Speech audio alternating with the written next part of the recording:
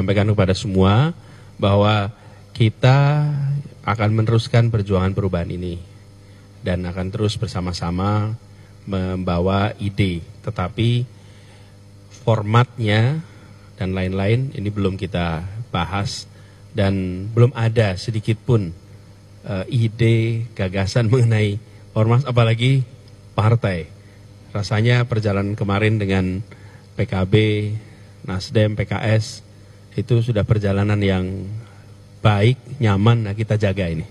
Sosok panutan kita Anies Rashid Baswedan yang memang manusia, bukan malaikat, tentu banyak kurang di sana sini. Hari ini kemudian diharapkan oleh banyak kawan-kawan kita juga kan Bang, ayo Pak Anies bikin partai. Bahkan di grup-grup WA ada Partai Perubahan Indonesia. Bahkan saya sudah di-invite juga tuh Bang, grup WhatsApp Partai Perubahan Indonesia untuk macam-macam lah, ada sampai per provinsi segala macam. Waduh, saya bilang. Nah, oke, satu sisi kita sudah dengar Pak Anies tidak tahu ada itu, tapi dengar ya Pak Anies tidak belum berniat minimal itu. Tapi ini menjadi sebuah sense of belonging kayaknya nih. Rasa memiliki terhadap Pak Anies ini sangat besar gitu. Tentu ada plus minusnya karena tampaknya mungkin kita juga menjadi agak lupa bahwa ketika ada sebuah sosok panutan itu kan harusnya efeknya ke diri kita. Bagaimana diri kita ini menjadi diri yang lebih baik gitu kan. Dengan sosok panutan itu kita menjadi lebih bermanfaat buat lingkungan, kita turun memperbaiki segala sesuatu yang bisa kita perbaiki, bukan kemudian hanya berharap dan menunggu-nunggu, ayo Pak Anies.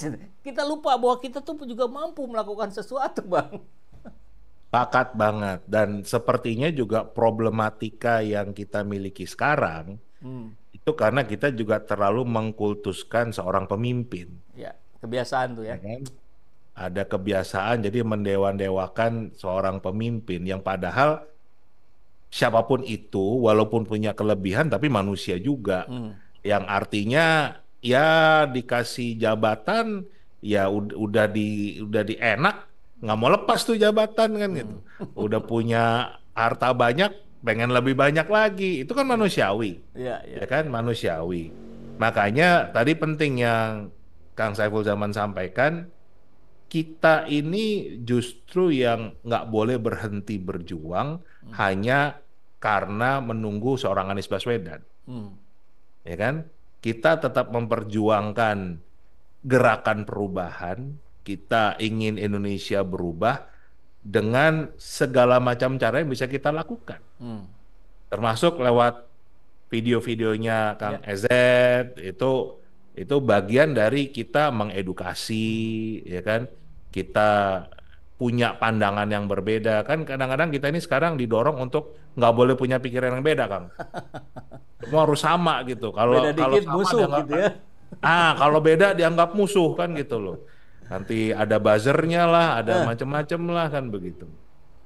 Padahal kita ini kan terbentuk justru dari perbedaan. Bhinneka Tunggal Ika itu kan memang ada perbedaan, kemudian kita ingin membuat sebuah kesatuan, bukan dari awal semuanya disatukan. Tapi ya itulah, kalau saya sih menyarankan pada seluruh pendukung Amin, baik itu relawan, simpatisan, pemilih, itu bahkan yang masih muda-muda, yang masih belum punya hak pilih tapi udah mendukung, ya ini perjuangan kita belum habis, masih panjang. Justru dengan kekalahan kita kemarin itu membuktikan kalau kita butuh kekuatan yang lebih besar lagi. Kita butuh semangat yang lebih besar lagi, butuh perjuangan yang lebih luar biasa lagi. Jangan putus asa, jangan bergantung pada satu orang, tapi yuk kita bergandengan tangan, tetap kita bersaudara.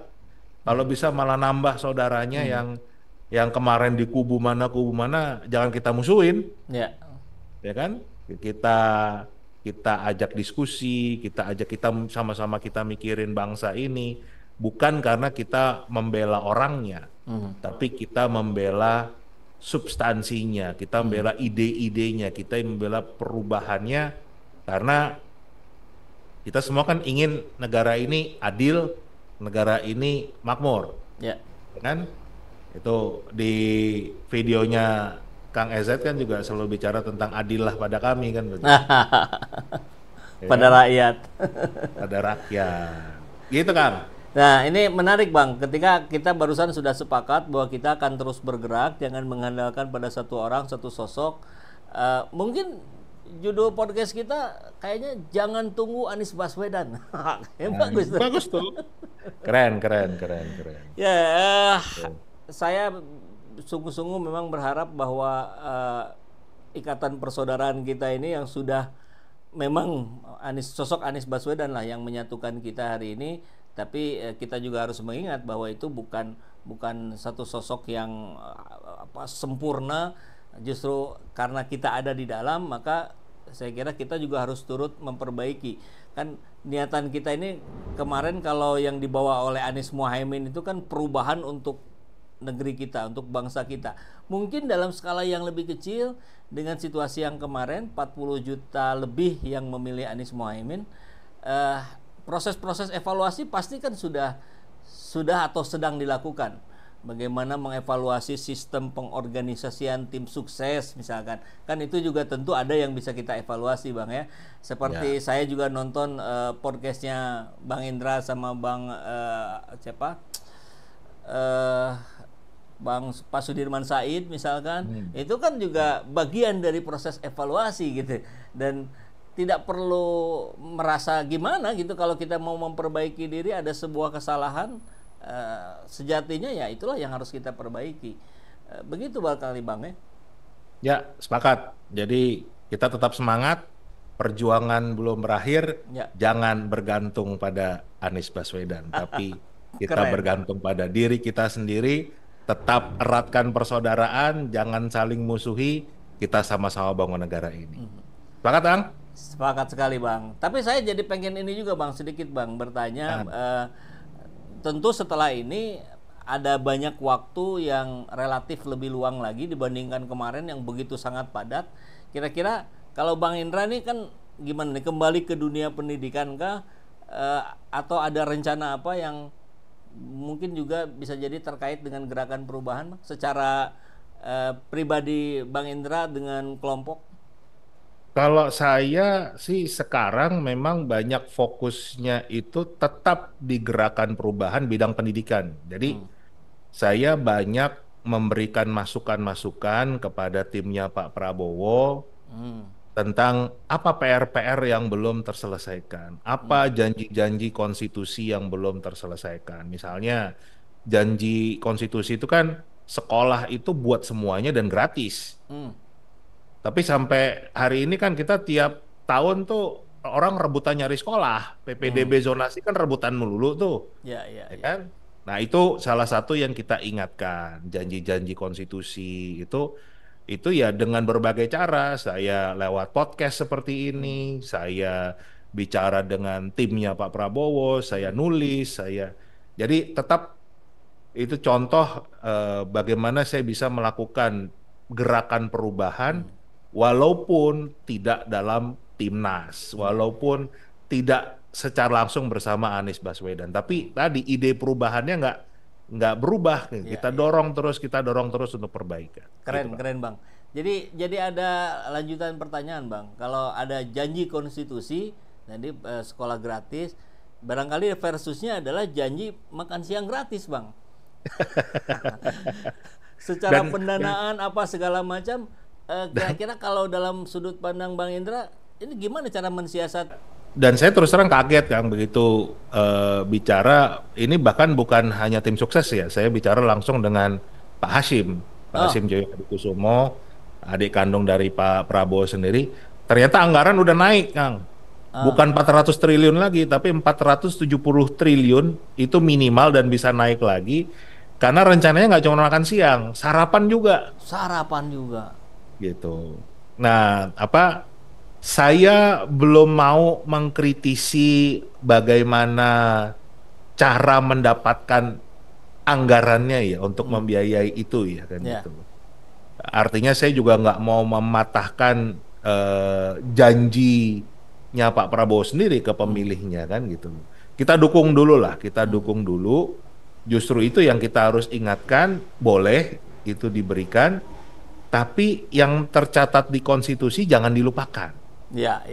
Kan itu yang paling penting ke sana. Dan saya juga sudah mulai dengar salah satu juga yang mau dilakukan adalah bagaimana IKN itu diupayakan nggak dibangun lewat APBN. Jadi balik seperti janjinya presiden kita, nggak dibangun pakai APBN. Tapi nggak tahu berhasil atau nggak untuk mencari investor, karena kan nggak mudah ya kan gitu. Tapi minimal kubu Pak Prabowo agak yakin, karena kan sekarang paling nggak 5 tahun. Kalau kemarin itu orang nggak yakin invest karena nggak tahu siapa presidennya. Gitu. Ya mudah-mudahan lah. Artinya kita ingin yang terbaik buat negeri ini. Ya jangan sampai utangnya nambah gila-gilaan nih kan gitu dengan janji-janji tadi, karena angkanya gede banget kan kalau 470. Iya. Gede banget tuh. Kalau kita beliin cilok dapat berapa tuh, Kak? Ya, tugas kita mengingatkan terus lah, Bang ya. Nah, itulah itu yang kita, artinya kita bukan dalam tempatnya lagi untuk beradu pendapat tentang itu bisa jalan atau enggak. Kita dukung dulu, tapi kita tetap ingatkan jangan lupakan hal-hal yang penting yang memang keren. Ya.